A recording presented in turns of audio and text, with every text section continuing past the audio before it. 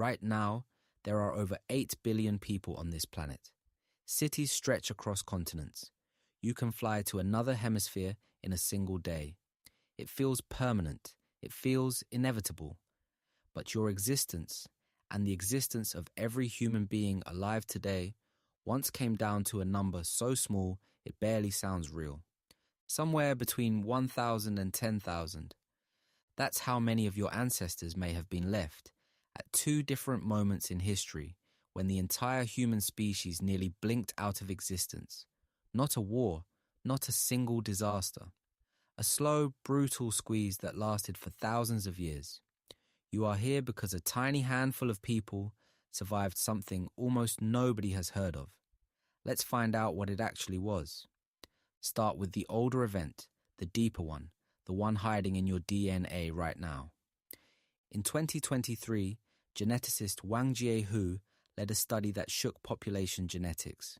Using a method that analyzed genetic variation across modern human genomes, the team found something strange. Around 930,000 years ago, the breeding population of our ancestors appears to have crashed, not slowly declined, crashed, from tens of thousands of individuals down to roughly 1,280 breeding adults. Sit with that number for a second. 1,200 people, fewer than you'd find in a single large high school. And this tiny population stayed that small for about 117,000 years. That's over 100 millennia of walking a knife's edge. What caused it? The researchers pointed to climate change and glaciation. Sea levels dropped. Temperatures swung wildly. Food sources that early hominins depended on may have collapsed across huge parts of Africa and Eurasia. Some scientists believe this bottleneck might even explain a strange gap in the fossil record from that era. Almost no fossils, as if the story goes quiet for 100,000 years. Here's the part that should genuinely unsettle you. Geneticists estimate this bottleneck may have wiped out something like 98.7% of the population's genetic diversity. What survived was a narrow genetic funnel, and every person alive today descends from the population that made it through that funnel. You are not just descended from survivors. You are descended from an almost impossibly small circle of them. But that wasn't the only close call.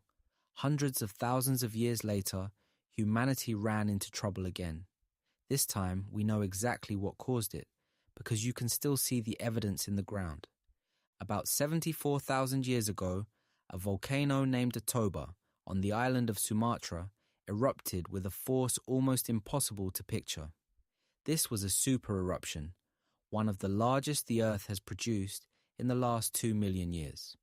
Ash from Toba has been found in sediment layers as far away as East Africa and India. It didn't just bury the region around it. It changed the sky. Anthropologist Stanley Ambrose proposed something called the Toba catastrophe theory in the 1990s. His idea was straightforward and terrifying.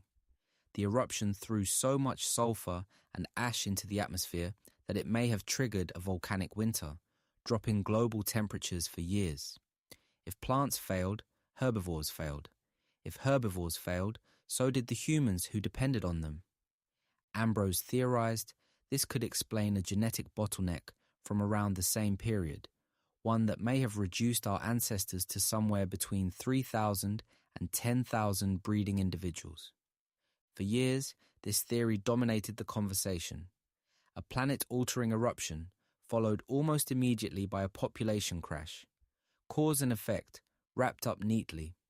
But science doesn't stay neat for long. A 2018 study led by archaeologist Curtis Marion examined sediment layers in South Africa and found something surprising.